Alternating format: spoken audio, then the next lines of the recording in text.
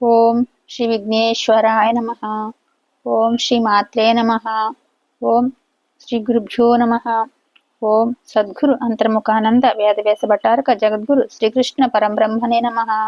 శ్రీమద్దేవి భాగవత మహత్యం భాగం 254 ఏకాదశి స్కందం భాగవత మహత్యం 253 254 అనుకున్నాం కదా.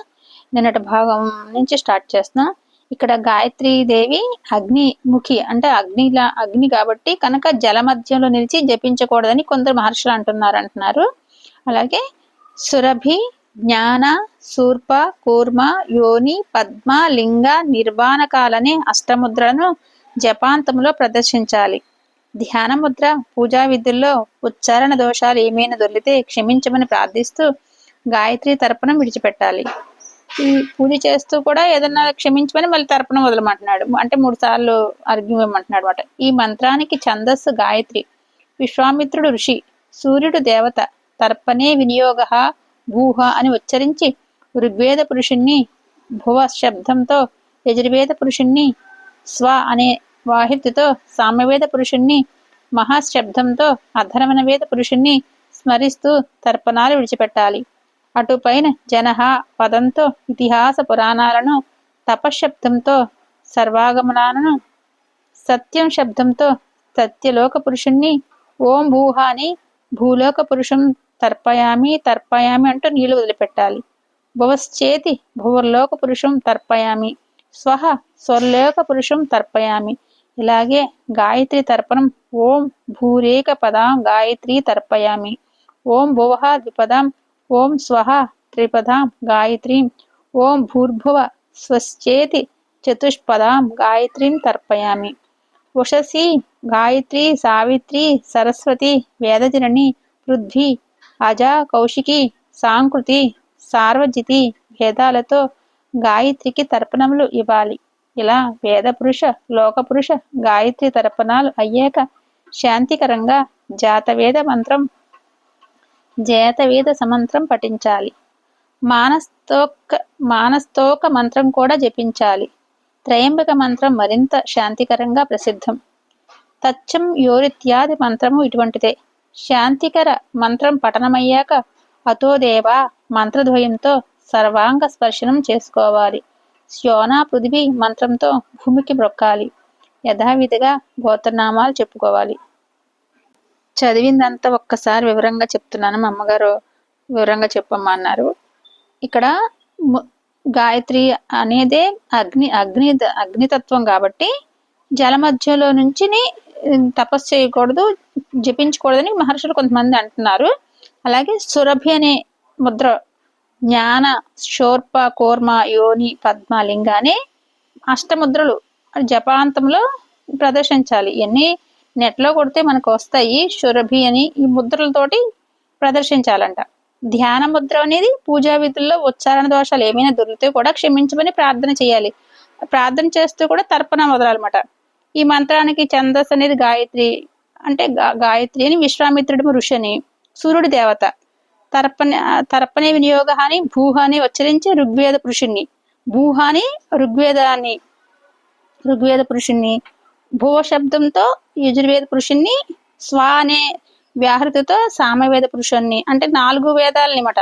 మహాశబ్దంతో అథర్వణ వేద పురుషుణ్ణి స్మరిస్తూ తర్పణాలు విడిచిపెట్టాలని మనం భావంతో కూడా చేసేయచ్చు. ఇవన్నీ మనం బ్రాహ్మణులన్నీ చేస్తారు. ఇవన్నీ మనం మామూలుగా 4 వేదాలు సమస్త దేవతలు అంటే అన్ని వచ్చేస్తాయి మనకి.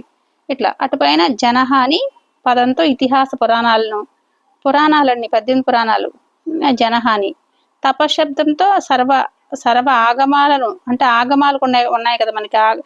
ఈ పురాణాల తర్వాత ఆగమాలు కూడా రచించారు. అవన్నీ ఎందుకని, దేవాలయాలు ఎలా కట్టాలని, ఏ తపస్సు ఎలా చేసుకోవాలి, లేదు యజ్ఞాలు ఎలా చేయాలి, అన్నిటికీ మన ఆగమాలు తర్వాత రాసుకున్న మనకి వీలు కోసం కల్పించి రాశారు అనమాట. ఈ ఆగమాలు అంటారు. ఈ పురాణాలు తెలుసు కదా, 18 పురాణాలు. అలాగే ఆగమాలు కూడా దేవాలయానికి ఒక ఆగమం ఉంటది, ప్రతిదానికి యజ్ఞానికి ఒక ఆగమం ఉంటది. అట్లా ఆగమాలు మన కోసం శివపార్వతులు అన్ని చేశారు మనకి.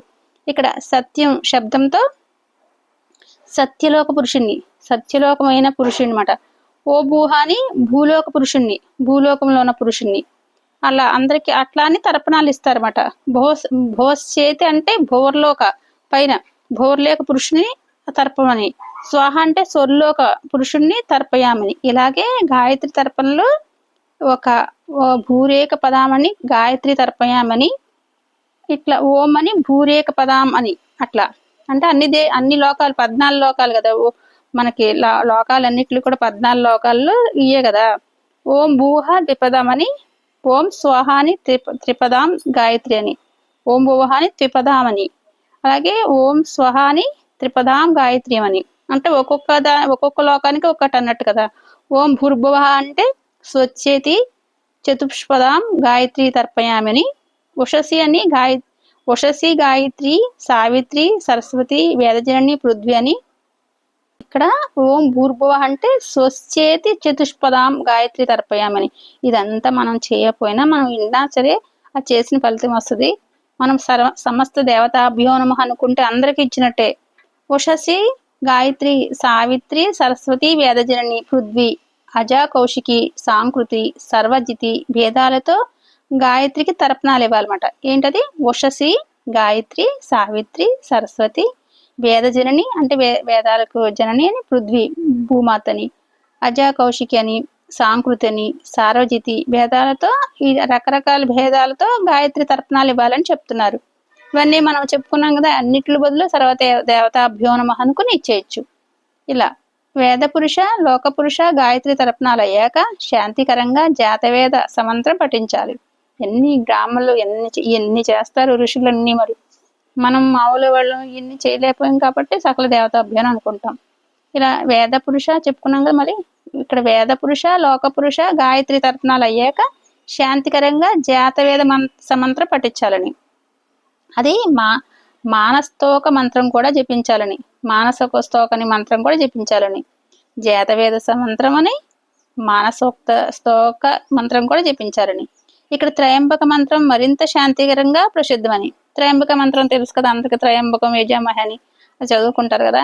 అట్లా త్రయంబక మంత్రం మరింత శాంతికరంగా సుప్రసిద్ధమని. అవి చదవాలి, లేకపోతే త్రయంబక మంత్రం అయినా చదువుకోవచ్చు అని చెప్తున్నారు అనమాట. ఇక్కడ తచ్చం యోరిత్యాది మంత్రము ఇటువంటిదే. తచ్చం యోరిత్యాది మంత్రం కూడా ఇటువంటిదే అంటున్నారు. ఇక్కడ శాంతికర మంత్రం పఠనం అయ్యాక అతో దేవా అని మంత్రద్వయంతో సర్వాంగ స్పర్శనం చేసుకోవాలంట. అక్కడ శాంతికర మంత్రం చెప్పేసుకుంటాం కదా. తర్వాత అది అతో దేవా అని అతో దేవా అనుకుంటూ సర్వాంగ స్పర్శనం చేసుకోవాలంటే మనం దేహం అన్నిటిని స్పర్శనం చేసుకోవాలంట. ఇప్పుడు మెడిటేషన్ చేసుకున్నా కూడా కళ్ళు రెండు ఇవన్నీ కూడా మనం మెడిటేషన్ చేసుకుంటే ఏం అక్కర్లే అసలు.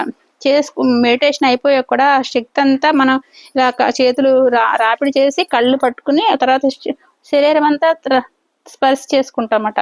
అలాగే ఇక్కడ కూడా ఆ మంత్రం చెప్పుకున్నాక అతోదేవ అని మంత్రద్వయంతో సర్వాంగాన్ని అంత దేహాన్ని అంతని ఒక స్పర్శ చేసుకోవాలి. అంటే శక్తి అంతా మన బాడీ అంతటికి పాస్ అవుతుంది. ఇట్లా శక్తి చేరుతుంది అన్నమాట. మనం శుద్ధి అవుతామట.